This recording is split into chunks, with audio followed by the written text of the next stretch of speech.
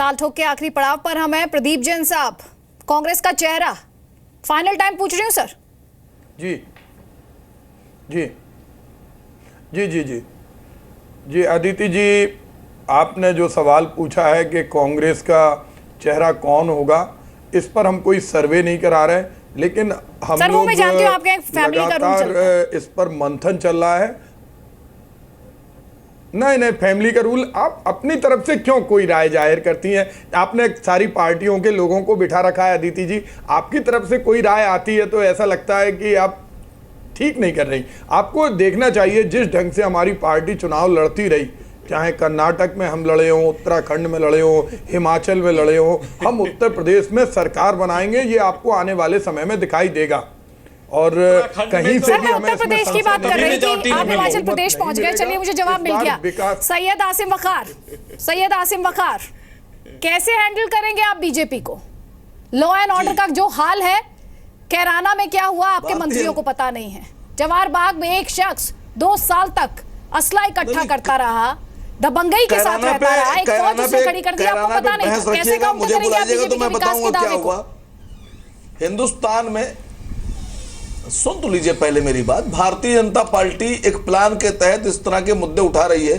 पूरे हिंदुस्तान में बहुत से ऐसे शहर हैं जहां से लोग पलायन करके दिल्ली और मुंबई शिफ्ट हो गए हैं कारोबार के लिए। उसी तरह से कैराना में भी हुआ है कि लोग अपने अपने कारोबार के लिए देहरादून, दिल्ली और मुंबई शिफ्ट हो गए हैं और वहां अच्छे अच्छे कारोबार कर रहे हैं, बड़ी बड़ी गाड़ियों में घूम रहे हैं, बहुत तरक्की कर रहे हैं। अब आप इसको दूसरी नजर से देख रहे हैं। बिहार से पता नहीं कितना मुसलमान दिल्ली आ गया, मुंबई 30% से किसी धर्म विशेष की जनसंख्या 8% हो जाए तो शायद आपको सोचना चाहिए। आपको सोचना चाहिए।